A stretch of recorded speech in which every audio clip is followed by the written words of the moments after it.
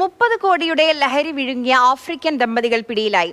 നെടുമ്പാശ്ശേരി വിമാനത്താവളത്തിൽ വെച്ച് DRI ആണ് ഇവരെ പിടികൂടിയത്. ഒമാനിൽ നിന്നെത്തിയ ദമ്പതികളാണ് പിടിയിലായത്. ബിജു പങ്കജ് വിവരങ്ങളുമായി ചേരുന്നുണ്ട്. ബിജു, പറയൂ. ഈ കഴിഞ്ഞ വ്യാഴാഴ്ചയാണ് ഗൾഫിൽ നിന്നുള്ള യാത്രക്കാരായിട്ട് ഇവര് നെടുമ്പാശ്ശേരിയിൽ എത്തുന്നത്. ഇവരേതാണ്ട് 30 കോടിയുടെ കൊക്കൈൻ വിഴുങ്ങിയതായിട്ടാണ് DRI കണ്ടെത്തിയിരിക്കുന്നത്. ഈ രണ്ടുപേരെയും ആലുവ താലൂക്ക് ആശുപത്രിയിൽ വൈദ്യപരിശോധനയ്ക്ക് വിധേയമാക്കിയിട്ട് അവരുടെ ഉള്ളിലുള്ള കൊക്കൈനുകൾ DRI സംഘം പുറത്തെടുക്കൊണ്ടിരിക്കുകയാണ്. ഇതില് ഈ ദമ്പതികളിൽ പുരുഷന്റെ വയറിൽ നിന്നായിട്ട് 2 കിലോയോളം കൊക്കൈനാണ് കിട്ടിയത്. ഇത് ഏതാണ്ട് 15 കോടിയോളം രൂപ വിലമതിക്കും. അതുപോലെ തന്നെ യുവതിയുടെ വയറ്റിലും ഏതാണ്ട് 2 കിലോ, അതായത് 15 കോടിയോളം രൂപയുടെ കൊക്കൈൻ ഉണ്ടെന്നാണ് പറയുന്നത്. ഇത്തരത്തില് ഈ ശരീരത്തിനുള്ളിൽ ഇത്രയധികം കോടിയുടെ ലഹരി കിടക്കുന്നത് ഇതാദ്യമായിട്ടാണ്.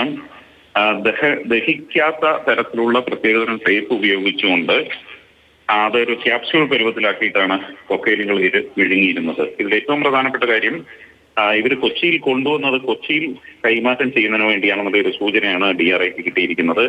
എന്തായാലും ഇതിലെ പുരുഷനെ ഇന്നലെ റിമാൻഡ് ചെയ്തു.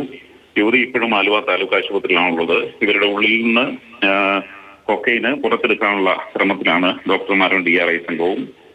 ഇവര് ടാൻസാനിയൻ ദമ്പതികളാണ്. എന്തായാലും ഇവർ ആർക്കാണ് ഇത് കൊച്ചിയിലെ കൈമാറ്റം ചെയ്യാൻ ഉദ്ദേശിച്ചിരുന്നത് എന്നത് സംബന്ധിച്ചുള്ള അന്വേഷണം പുരോഗമിക്കുകയാണ്.